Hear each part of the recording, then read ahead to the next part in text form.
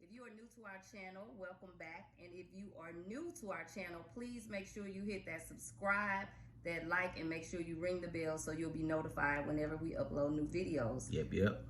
In today's video, we want to share some tips with you based on when you first buy a property that has been sitting vacant. So this could be a LRA property, it could be a property in a great neighborhood, it could be a property in a neighborhood that is not so great. We just want to share some tips because we've seen a lot of things lately and we've heard a lot of things from different people and we've seen some mistakes, so we just want to help y'all out. So baby, when we first buy a property that has been sitting vacant, meaning it is boarded up, what is one tip that you would say to someone who buys that property? I just leave it boarded up. I leave it boarded up. And if the door you go in, put security gates on it. You know what I'm saying? Board it up real good. I always leave the back door. I always leave the back door. Put a board on it. Put a board on the back door. Keep it secure. Keep it secure like it's already vacant. Just go in there one door, but put security doors on it with a deadbolt on both sides. Lock on both sides.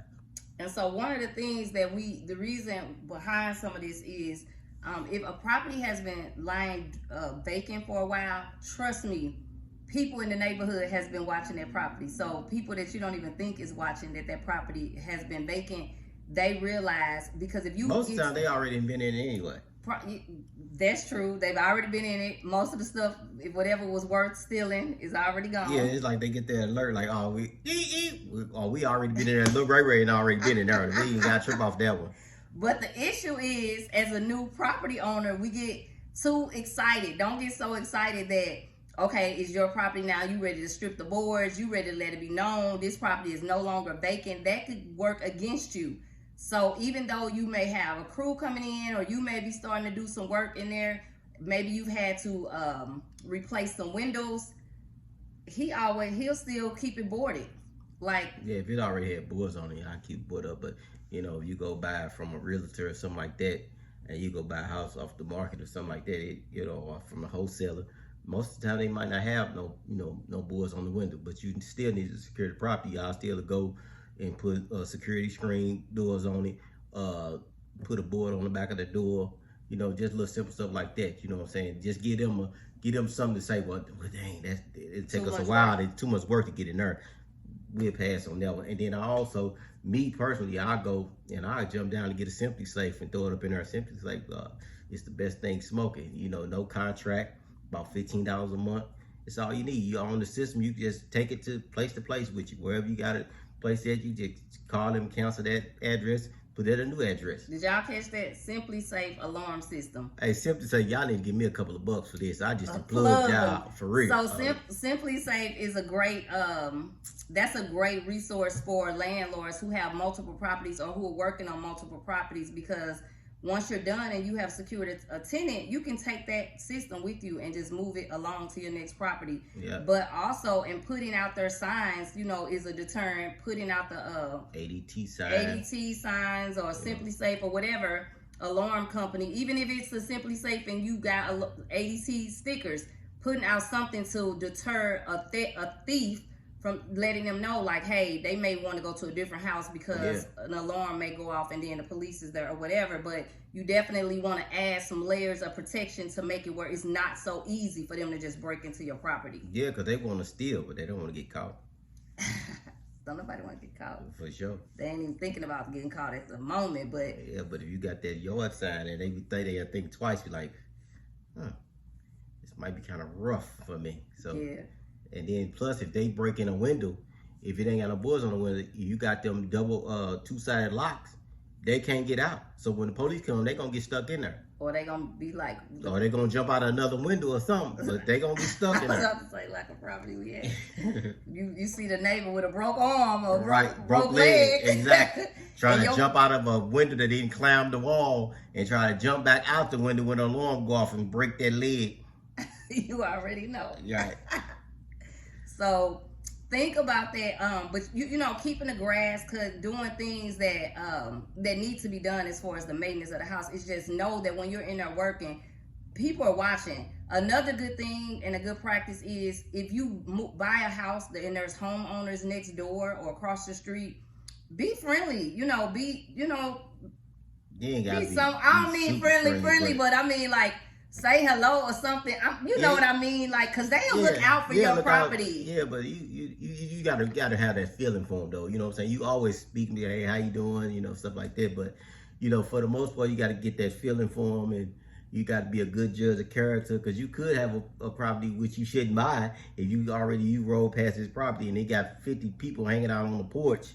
And they all 50 people, they sagging and everything else, and you see bird balls on the porch, you probably want to pass that property anyway. So you can't be extra friendly with them. I don't mean be friendly with everybody, because some of them could be the one that's about to get you. Exactly. But yeah, like he said, good judge of character, and sometimes your neighbors they can speak be to you, good you speak to you. them. Yeah, sometimes they look out. And then eventually, as time go by, then y'all get a good rapport and a good feeling for each other, and y'all converse and y'all talk with each other, and you ask them how their day been, and the things being like friendly, that. like I said. Anyway, and just making sure that you go by your property. Make sure if you're not going to be a hands-on person, at least do some drive-bys. Making sure at different times of the day that you're checking on your property, and that means getting out the car, not just driving by, checking the doors, checking the windows, or whatever. Just doing those type of make things. Sure everything peachy cream. You know what I'm saying? Because some people they get for example, like somebody who buy properties out of town.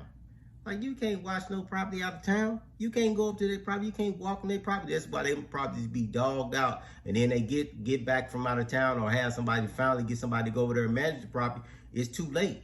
The property had already been broke into, stuff been stolen out of it, and everything else, because you ain't got no hands on. You ain't got no eyes on. You ain't watching. Unless you got somebody you can trust. Yeah. The last thing that I want to bring up, and I learned this from my husband, is Who was what? Who's your husband?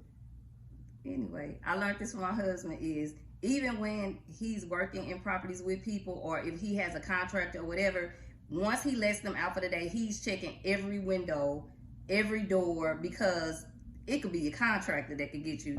They can leave something unlocked on purpose with plans to come back in. So making sure you go back behind people and just double checking and making sure those doors and windows are locked. Exactly. They'll put something in for you, and they'll take it out for you too. That's the truth.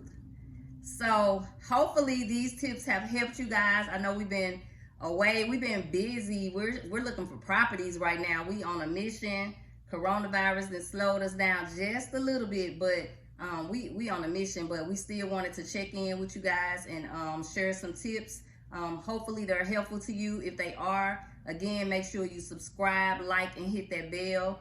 And just stay tuned in with us for new updates and new tips. New updates and new tips. That's what we do. Smith Homes, baby. We rock and roll. That's what we do. And we buying homes. We looking for homes to buy right now. So, somebody in a situation and they want to just give from under that house, you know what I'm saying? Holler at me. Let me know what's going on. Set up a meeting with me. That's to make it happen. You know what I'm saying? I'm good for it. Fast close, baby. Let's do it. Let's do it. Thanks again for watching. Take care.